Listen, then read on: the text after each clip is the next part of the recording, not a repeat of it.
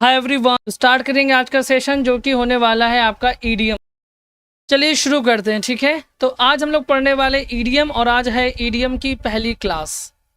सबसे पहला ईडीएम आता है आज का आपका, ये देखिए लिखा हुआ अ बैड हेयर डे। क्या है अ बैड हेयर डे? यानी कि a day on which everything seems to go wrong.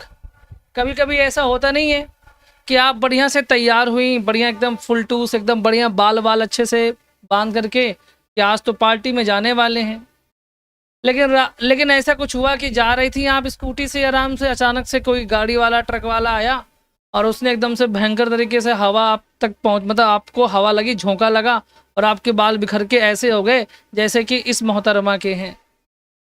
तो आपको कैसा लगेगा कि अरे यार पूरा दिन मनहूस हो गया, आज तो बाल बिगड़ गए, पार्टी भी कैंसिल, सब कुछ। पार्टी में ऐसे बाल लेके कौन जाएगा, डर के मारे भगा देंगे आपको। तो वही चीज़ है, a bad hair day means कि मनहूस दिन, ठीक है। ऐसा दिन जिस दिन आपको लगे कि आज पूरा दिन बेकार जाने वाला है, उसको बोलते हैं अ बैड हेयर डे। इसको रेच डे भी कहा जा सकता है,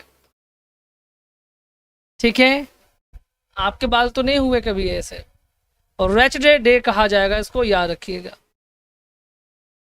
इसके बाद में नेक्स्ट आता है a bee hive. A bee hive means a busy place, यानी व्यस्त जगह। यदि आप कहीं पर जाते हैं और आपको लगता है कि अरे यहाँ के लोग तो बहुत व्यस्त रहते हैं, ऐसी कोई जगह जैसे मुंबई चले जाइए आप। मुंबई क्या है, अ बी हाइव है। वहाँ किसी को आपसे बात करने की भी उनको फुर्सत नहीं है। तो अ बी हाइव यानी अ बिजी प्लेस। क्योंकि आप देखिए कभी भी मधुमक्खी के छत्ते में जो मधुमक्खियाँ होती हैं वो बराबर अपना काम करती रहती हैं। वो आराम करने के लिए उसमें छत्ते पे नहीं जाती हैं, काम करने के लिए जाती हैं। वो अपने शहद को जो यहाँ वहाँ से चुन करके वो लाती हैं, नेक्टर को, वो इनके जो होल होते हैं ना, ये छेद जो होते हैं इनमें, ठीक है, इनमें फिल करती रहती हैं वो अपने उसको, यानी वो अपना काम करती रहती हैं, ठीक है। तो उसी को कहा जाता है अ बी हाइव, यानी कि अ बिजी प्लेस। याद रख लीजिएगा अच्छी तरीके से, ठीक है। यहाँ तक किसी को कोई दिक्कत? चलिए, इसके बाद में नेक्स्ट आता है एक्लीज हील्स। और एक्लीज हील्स आप जानते हैं, ये एक्लीज योद्धा है, ये इसकी हील है। अब आप जानते हैं कि एक्लीज एक बहुत ही पावरफुल, बहुत ही ब्रेव, एक बहुत ही ताकतवर, एक बहुत ही मतलब जादुई ताकत थी उसके पास में, कि उसको कभी कुछ भी नहीं हो सकता है। लेकिन यदि उसकी हील्स पर आपने ये अगर कोई मतलब चोट लगी तो वो ज़रूर मर जाएगा, ठीक है। यानी इतनी छोटी सी हील होती है, लेकिन इतनी कमज़ोर है कि अगर इसमें कुछ लगा तो उसकी मृत्यु हो जाएगी। इसलिए हम कह सकते हैं एक्लीज हील्स मतलब स्मॉल बट फैटल वीकनेस, छोटी लेकिन घातक। फैटल का मीन्स होता है घातक, है ना। घातक वीकनेस यानी घातक कमजोरी। आप सोचिए, इतना बड़ा एक्लीज और इतनी सी एड़ी, उसकी इतनी सी हील्स, और उस हील में अगर कुछ लग जाए वो मर जाए, और पूरी बॉडी में कुछ भी लगे वो ना मरे, ये अपने आप में कितनी बड़ी बात होती है ना। तो ये आपको याद रखना है, एक्लीज हील पता होगा आपको।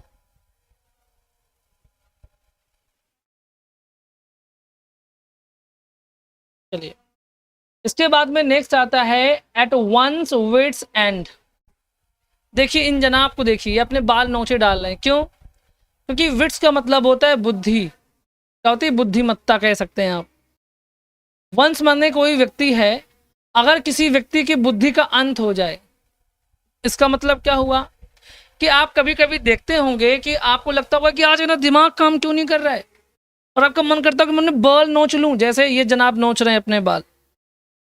तो उसको हम बोलते हैं परप्लेक्स, यानी कि बहुत उलझ जाते हैं हम कभी कभी कि हमें कुछ भी सूझता नहीं है, ठीक है।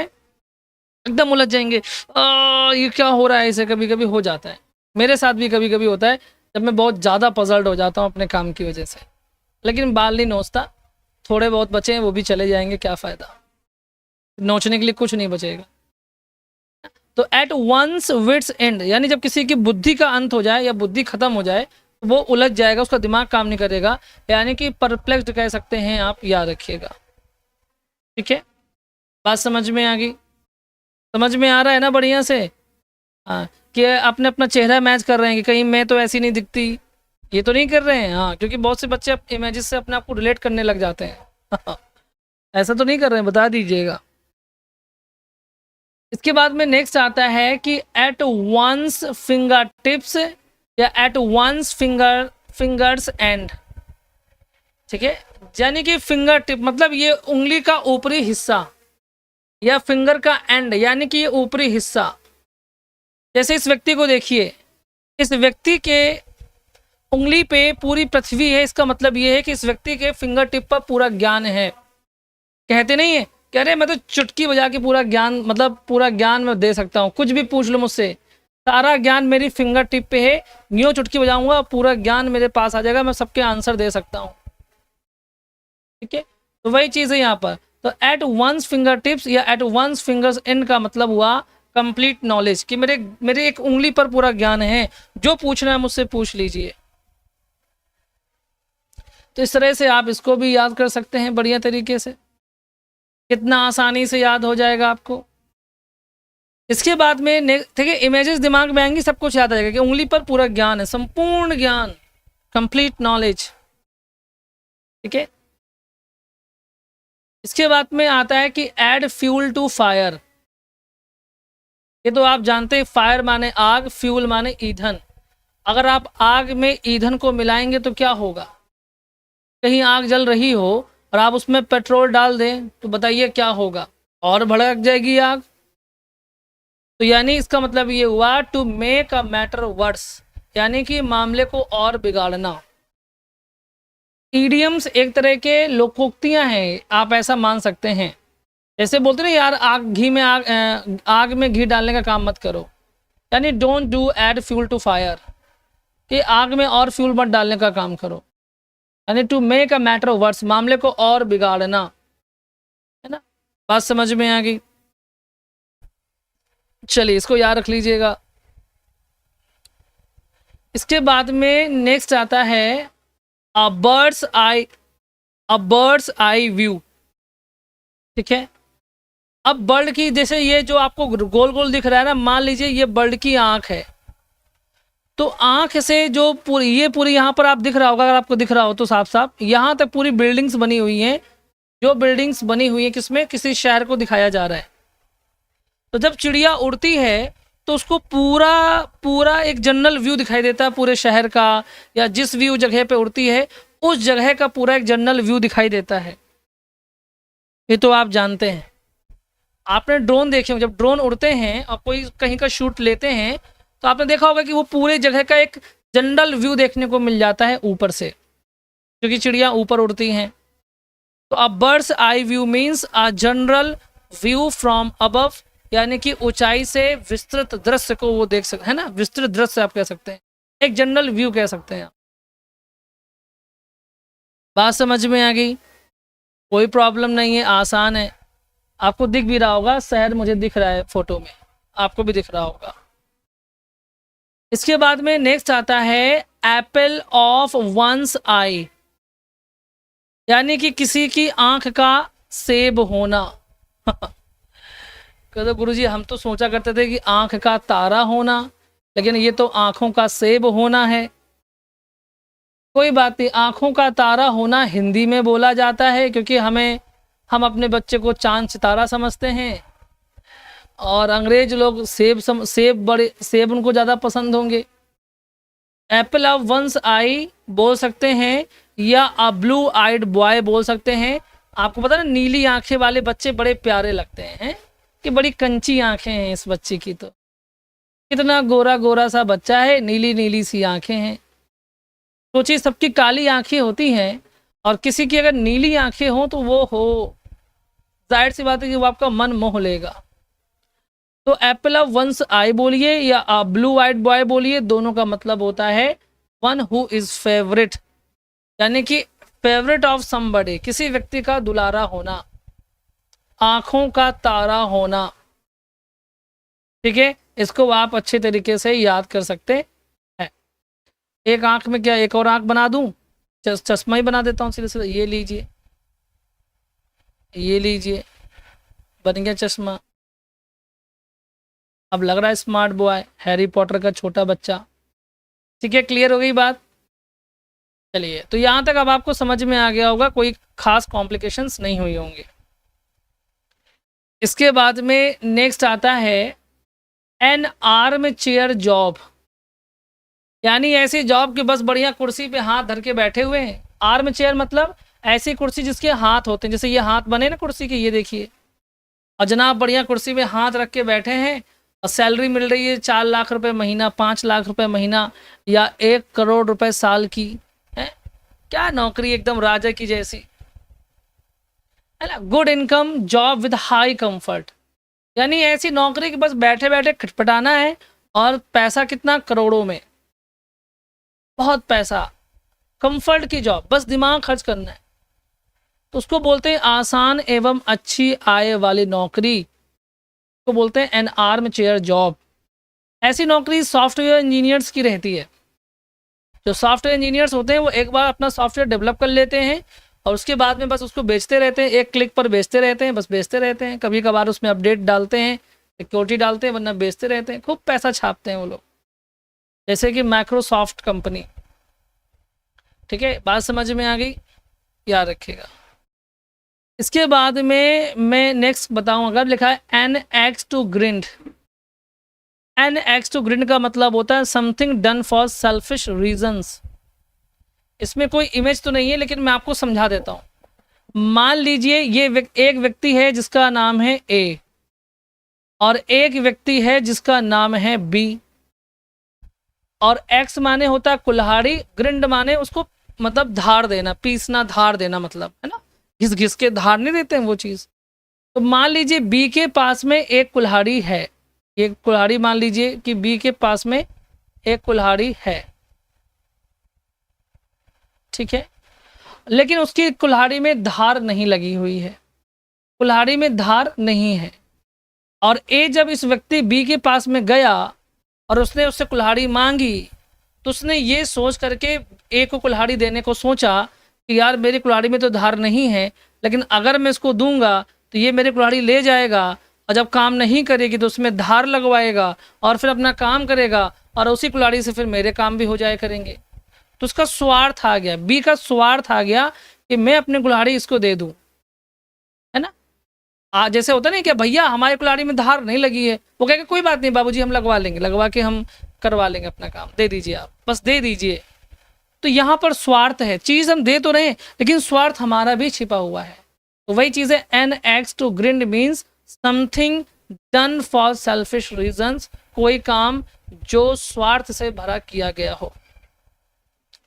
याद रख लीजिएगा, इज दैट क्लियर। ठीक है, देखिए ऑप्शन में ज़रूरी नहीं कि यही शब्द लिख करके आए, लेकिन सेंस यही होगा, इसलिए बहुत सावधानी से ऑप्शन को पढ़िएगा, चूज कीजिएगा और आपका आंसर सही निकल जाएगा।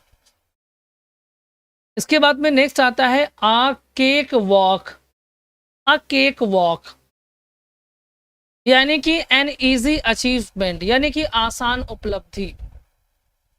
जैसे मैं कहूं कि देखिए लिखा हुआ ए, 3 शब्द हैं, ए, केक और वॉक। तो मैंने आपसे ये कहा कि भैया एक कदम चल के दिखाओ, एक वॉक करके दिखाओ, तो हम आपको केक देंगे। किसी ने आपसे कहा कि एक वॉक करके दिखा दो, हम तुमको केक देंगे इनाम में। आपने कहा लो उसमें क्या है, ठुमक ठुमक 2 कदम चल दिए और आपको एक केक मिल गया। तो ये कितनी आसान काम है। सोचिए कि आप छोटे से बच्चे हैं और आपको केक बहुत पसंद है, लेकिन आप खरीद नहीं सकते क्योंकि आपके पास पैसे नहीं है। लेकिन किसी ने आपसे कह दिया कि 2 कदम चल के दिखाओ बढ़िया से, तो हम आपको केक दे देंगे, और आप बढ़िया से चल के दिखा दिया और आपको केक मिल गया। तो आपके लिए तो बड़ी उपलब्धि है, बड़ी आसान उपलब्धि है, इसलिए कह सकते हैं एन ईजी अचीवमेंट। तो a cake walk means an easy achievement. बात समझ में आ गई, यानी कि आसान उपलब्धि, कि एक कदम चला केक मिल गया, कितनी आसान उपलब्धि है मेरी है। बात समझ में आ गई, याद हो जाएगा। चलिए नेक्स्ट आता है कि अ कैन ऑफ वॉर्म्स, यानी कि अ कॉम्प्लिकेटेड सिचुएशन और प्रॉब्लम। अब आप कहेंगे गुरुजी ये कैसा, ये देखिए ये कीड़े भी कितनी अच्छी सी स्माइल दे रहे हैं, देखो हैं? आप लोगों को मुस्कुराना नहीं आता, इतने अच्छे ये वॉर्म मुस्कुरा रहे हैं। देखिए स्माइल, देखिए पहले सिर्फ यही मुस्कुरा रहा है, बाकी सब टेंशन में है कि डब्बा खुल गया है, अब हमारी रगड़ाई हो सकती है। फिर लाइट गई।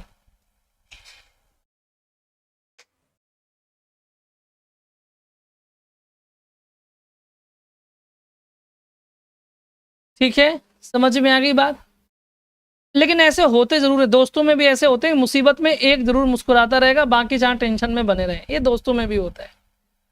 अब सोचिए कि आप कुछ बनाने जा रहे हैं कोई आइटम, और बनाने के लिए आपने क्या किया कि ये देखा कि फलाने कैन में कोई चीज़ रखी हुई है। अब आपको बनाना है, आपके मेहमान आ गए हैं, लेकिन जैसे ही आपने कैन खोली तो आपको दिखा कि अरे इसमें तो बहुत सारे कीड़े हो गए हैं, अब क्या किया जाए। तो आपके लिए कॉम्प्लिकेट सिचुएशन पैदा हो गई कि यहाँ मेहमान भी घर पे आए हुए हैं, हमें उन्हें कोई आइटम बना करके भी देना है, और जिस कैन में सामान रखा था हमने छिपा करके, वो कैन में तो कीड़े पड़े हुए हैं।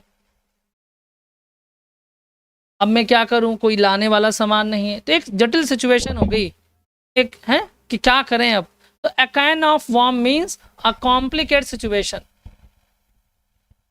ठीक है, ये याद रख लीजिएगा।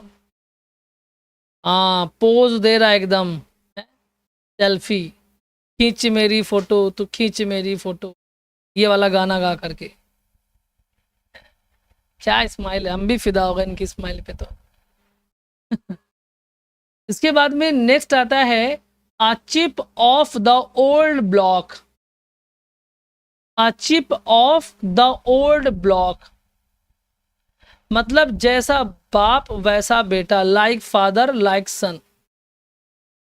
एक प्रोवर्ब होती ना, लाइक फादर लाइक सन।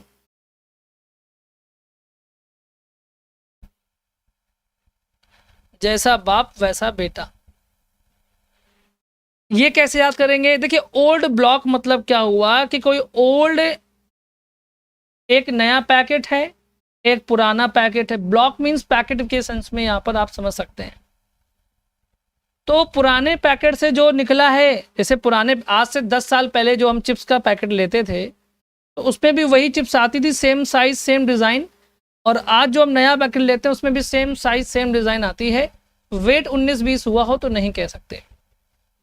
ठीक है, इसलिए आप कह सकते हैं कि जैसा पुराना पैकेट था वैसा ही नया पैकेट भी है, यानी कि a chip off the old block यानी रिजेंबलिंग पेरेंट्स, जैसा बाप वैसा बेटा। ठीक है, बात समझ में आ गई।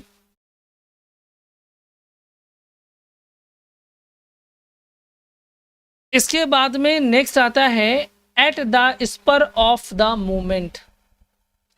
स्पर का मतलब क्या होता है, मैंने आपको पढ़ा सुपर पर, यानी बड़ा फुर्तीला से, बहुत तेजी से, बड़ा फास्ट। और मूवमेंट माने होता है क्षण, यानी कि क्षण में क्या बहुत तेजी से कोई चीज करना, यानी कि विदाउट डिले, बिना देरी के। At the spur of the movement है ना, कि किसी क्षण में फटाफट हमने काम किया बिना किसी देरी के, तो उसको कहा जाता है विदाउट डिले। याद रखिएगा। ठीक है, बात समझ में आ गई, ध्यान रख लेंगे इसको अच्छे से। इसके बाद में नेक्स्ट आता है अ क्लोज्ड बुक। अच्छा, मान लीजिए मैं आपको कोई किताब दूं, बंद किताब, जिसके ऊपर कोई टाइटल भी ना लिखा हो, तो कैसा रहेगा। तो आप बोलो गुरुजी पता नहीं इसके अंदर कैसी क्या चीज लिखा हुआ है, पता नहीं चल रहा है। बाहर कोई टाइटल नहीं है, किताब बंद है, सील पैक्ड है, तो वो आपके लिए एक रहस्य है। अगर कोई चीज एक क्लोज्ड बुक है, बंद है किताब, दैट मीन्स कि वह एक मिस्ट्री है, वह एक रहस्य है। बात समझ में आ गई। Is that clear.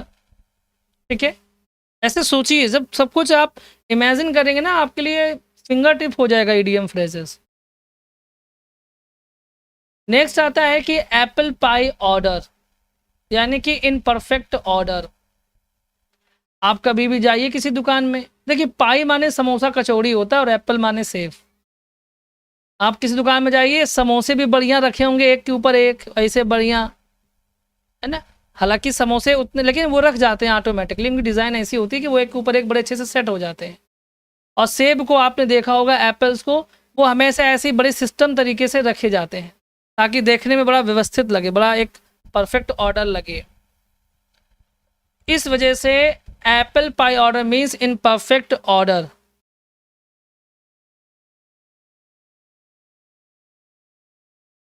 ठीक है, बात समझ में आ गई? तो आप इसको अच्छे से याद रख लीजिएगा, apple pie order in perfect order, यानी कि व्यवस्थित कह सकते हैं, व्यवस्थित क्रम में। ठीक है, सिंपल है। इसके बाद में नेक्स्ट आता है अबव बोल्ड। अबव बोल्ड का मतलब होता है ऑनेस्ट एंड स्ट्रेट फॉरवर्ड।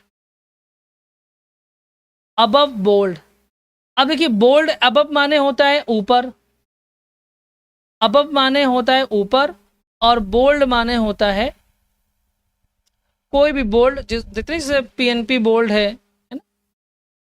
तो बोल्ड में जो सबसे ऊपर व्यक्ति बैठेगा वो कैसा होना चाहिए? ईमानदार होना चाहिए और honest and straight forward. Honest का मतलब ईमानदार, स्ट्रेट फॉरवर्ड का मतलब होता है कि जो स्पष्ट अपनी बात को कह सके। ठीक है, एक तरह से दोनों का सेंस ईमानदार के सेंस में है। तो अबव बोल्ड यानी बोल्ड के ऊपर वाले सीट में या बोल्ड के ऊपर वाली पोस्ट में वही व्यक्ति बैठे जो ऑनेस्ट है, जो स्ट्रेट फॉरवर्ड है, जो स्क्रपलस है, जो ईमानदार है। ईमानदार का कोई भी शब्द यूज हो सकता है, कोई दिक्कत नहीं है। नेक्स्ट आता है कि एज फिट एज फिडल, यानी कि स्ट्रॉन्ग एंड हेल्दी। फिडल माने होता है सारंगी। आप सोचिए कि अगर आपके पास में कोई गिटार है या कोई सारंगी है या कुछ है ऐसा यंत्र जिसमें तार कसे होते हैं, और यदि उसके तार अच्छे से कसे नहीं है तो क्या वो बजेगा? मेरे पास भी रखा हुआ है, क्या वो बजेगा? बजेगा नहीं, बल्कि फट फट करेगा, बों बों की आवाज़ करेगा, मतलब अच्छी आवाज़, मेलोडियस नहीं निकलेगी। लेकिन यदि उसके तार कसे हुए हैं तो वो बहुत अच्छी आवाज़ निकलेगी। तो इसी तरह से जब व्यक्ति स्वस्थ होता है तो वो स्ट्रांग और हेल्दी होता है। बीमार होता है तो आवाज़ भी नहीं निकलती ठीक से। तो वही लिखा हुआ है एज फिट एज फिडल, यानी सारंगिक जितना फिडल, मतलब कि फिट यानी कि बहुत ही स्ट्रांग और हेल्दी पर्सन। ठीक है, बात समझ में आ गई? नेक्स्ट आता है कि एन ऑलिव ब्रांच। आप ऑलिव का पेड़ देखिए तो वो उसकी जो पत्तियां होती हैं वो वाइट कलर की होती हैं। जब आप ऑलिव ऑयल आपने सुना होगा, है ना? तो जब आप ऑलिव का पेड़ देखेंगे तो उसकी ब्रांचेस कैसी होती हैं? वाइट होती हैं। और वाइट कलर किसका प्रतीक होता है बेटा? पीस का होता है। इसलिए एन ऑलिव ब्रांच कि जैसे ही भैया पकड़ लिया, पुलिस ने घेर लिया, अब हमारे पास कुछ नहीं मिला तो हमने ऑलिव की ब्रांच उठाई, वही दिखा दिया, ऐसे कर दिया, वाइट कलर का फूल लेके ऐसे दिखा दिया। यानी कि हम शांति रिक्वेस्ट चाहते हैं, हम लड़ाई अब नहीं करना चाहते। पीस रिक्वेस्ट या पीस ट्रेटी आप कह सकते हैं, शांति निवेदन आप कह सकते हैं। ठीक है, ब्रांच दिखा दी, ऑलिव ब्रांच, ऐसे एक टहनी तोड़ी ऑलिव की और दिखा रहे हैं ऐसे शांति से, ये याद रखिएगा। ठीक है, क्लियर हो गई बात? इसमें भी कोई दिक्कत नहीं है, बड़ा आसान है, बहुत आसानी से याद हो जाएगा। इसके बाद में आता है एप्पल ऑफ डिस्कॉर्ड। डिस्कॉर्ड का मतलब भी होता है झगड़ा, कलह। कंटेंशन का मतलब भी होता है झगड़ा, कलह। तो चाहे झगड़े का सेब कहिए, चाहे झगड़े की हड्डी, दोनों का मतलब क्या हुआ कि झगड़े की जड़। जैसे मान लीजिए दो डॉगी हैं, डॉगी ए डॉगी बी, तो दोनों के बीच में झगड़ा है और जो बोन है वो एक ही है, तो दोनों के बीच झगड़ा है बोन को लेकर के। तो ये बोन जो हो गई, ये अ बोन ऑफ कंटेंशन बन गई, झगड़े की जड़ बन गई इन दोनों डॉगीज के बीच में।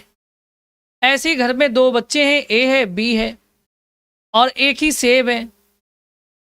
अब एक सेब के पीछे दोनों लड़ रहे हैं, तो ये जो सेब हो जाएगा वो झगड़े की जड़ हो जाएगा, है ना? आप कभी भी अपने घर पे दो बच्चे हों और एक सामान ले आइए आप, और दोनों बच्चे लड़ने लग जाए, तो आपको ये लगेगा अरे यार मैं कहाँ से गाड़ी ले आई, ये तो गाड़ी में झगड़े की जड़ हो गई इन दोनों बच्चों के बीच में, अब मेरा सर दर्द हो गया, है ना? तो एप्पल ऑफ डिस्कॉर्ड या बोन ऑफ कंटेंशन मीन्स झगड़े की जड़ आप कह सकते हैं। इसके बाद में नेक्स्ट आता है at a loose end. At a loose end, end माने आखिर में, और लूज माने होता है एकदम बिल्कुल खो देना एक तरह से। लूज माने ढीला होता है। एक होता ना कि आखिरी में अब ढीले पड़ जाते हैं। शुरू में तो हमने बहुत जोश में काम किया, लेकिन जब रिस्पॉन्स नहीं मिलता है तो हम फिर ढीले पड़ जाते हैं। ठीक है, बात समझ में आ गई? क्या पड़ जाते हैं हम? ढीले पड़ जाते हैं। यानी to have nothing to do, यानी कुछ करने के लिए ना होना, कि भैया आप कुछ करने के लिए है ही नहीं है, क्या करें? पूरे 2 साल 3 साल 4 साल 5 साल हमने बिजनेस किया, अब आखिरी में कुछ बचा नहीं, तो अब ढीले पड़ गए, अब कुछ करने के लिए है ही नहीं है। तो एट अ लूज एंड, यानी आखिरी में जो ढीलापन है, ढीला हो जाना, इसका मतलब ये हुआ कि भैया अब कुछ करने के लिए नहीं है हमारे पास में, अब हमारे हाथ पैर सब ढीले पड़ गए। ठीक है, ये याद रखिएगा। आ गई बात। इसके बाद में एक आता है शब्द, अगला ईडियम जो है वो है a close fisted person. A close fisted person. Fist माने होता है मुट्ठी, है ना? क्लोज माने बंद। तो बंद मुट्ठी वाला व्यक्ति मतलब कि कंजूस व्यक्ति, जिसके हाथ से पैसे ही ना छूटते हो।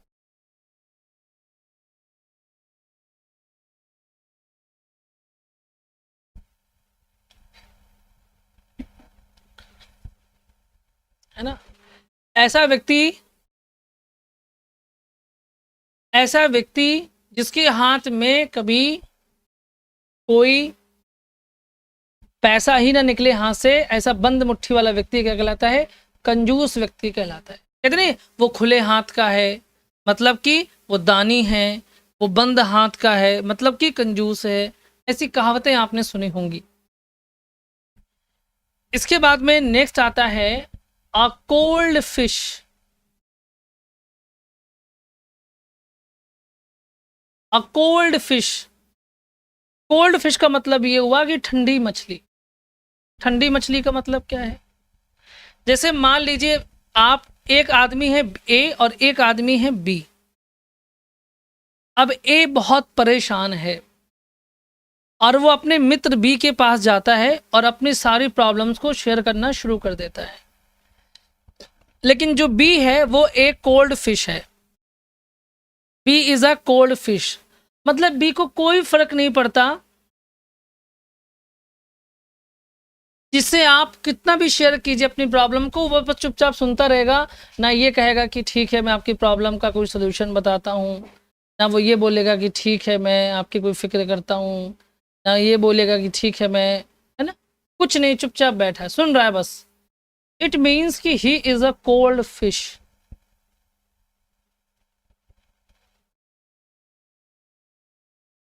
ठीक है, ये बात ध्यान रखिए। ऐसे आप कह सकते हैं जो अपनी कोई भावनाएं शेयर नहीं कर पा रहा, चुप बैठा हुआ एकदम कि हाँ भैया हम तुम्हारी हेल्प कर देंगे, कोई मतलब नहीं है। ठीक है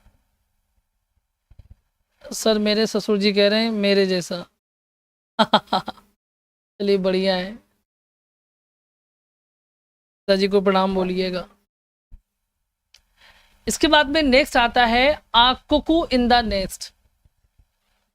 a cuckoo in the nest, आप कभी लिखा है कि एन अनवेलकम इंट्रूडर। होता नहीं कि छोटी चिड़ियां जो होती हैं वो बेचारी घोंसला लगाती हैं, और जो बड़ी चिड़ियाएं होती हैं वो आकर के उनके घोंसलों में जाकर के बैठ जाती हैं।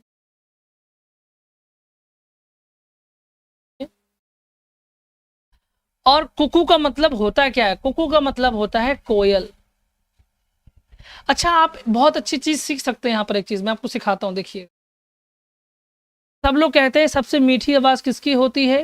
कोयल की। कहते हैं कि नहीं कहते? और सबसे बदमाशी का काम कौन करता है? कोयल। कोयल कभी भी अपने घोंसले में बच्चे पैदा नहीं करती या अंडे नहीं देती, वो हमेशा दूसरे के घोंसले में, बनाए बनाए घोंसले में पहुंच जाती है और वहीं पर अपना काम काज कर लेती है। इसलिए जो ज़्यादा मीठे एक होता है व्यक्ति वाकई में मीठा होता है, और एक जो सिर्फ मीठा बोलता है, जो अपना काम निकालने के लिए बस आपसे मीठा मीठा बोलेगा, तो समझ जाएगा कि वो क्या है, कि he is a cuckoo in the nest. वो आपके ऊपर एकदम कब्जा जमा लेगा थोड़ा दिन बाद, यानी वो आपको यूज़ करके, ये समझ जाइए आप। तो वही लिखा हुआ आ कुकू इन द नेस्ट, यानी एन अनवेलकम इंट्रूडर। कोयल जाती है और मीठा मीठा बोल करके, अच्छा लोग पता नहीं क्यों कहते हैं कोयल की आवाज़ बहुत, मुझे तो बहुत बुरी लगती है। मेरे घर के पीछे बैठ जाती थी और एक ही आवाज़ कू कू कू, इतनी तेज, मुझे लगता था क्यों बोल रही है, मैं भगा देता था अपने घर से, मैं सही बता रहा हूँ, मुझे नहीं पसंद इसकी आवाज़। हाँ, गौरैयों की आवाज़ मुझे बहुत अच्छी लगती है ना, ये याद रखिएगा। इसके बाद में नेक्स्ट आता है अ कट अबव समथिंग। अ कट अबव समथिंग का मतलब सुपीरियर टू या बेटर देन अदर पीपल और थिंग्स। Cut above something. अच्छा देखिए, जैसे मान लीजिए आप कभी भी कोई सामान लेने जाएं, सेम सामान है ना, एक आपको लेना है अपने पड़ोसी के बच्चे के लिए और एक लेना है आपको अपने बच्चे के लिए, लेकिन आप सेम सामान लेना है। पड़ोसी के बच्चे ने कह दिया कि आंटी जी मेरे लिए भी ले आइएगा ना, आपने कहा ठीक है ले आएंगे बेटा।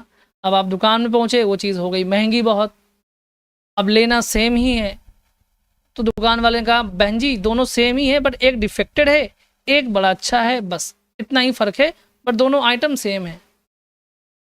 अब वो कह देगा मैं किसी एक के ऊपर कट लगा दे रहा हूँ, जिससे कि आपको अंदाज़ा हो जाएगा कि ये वाला डिफेक्टेड है और ये वाला अच्छा है ना।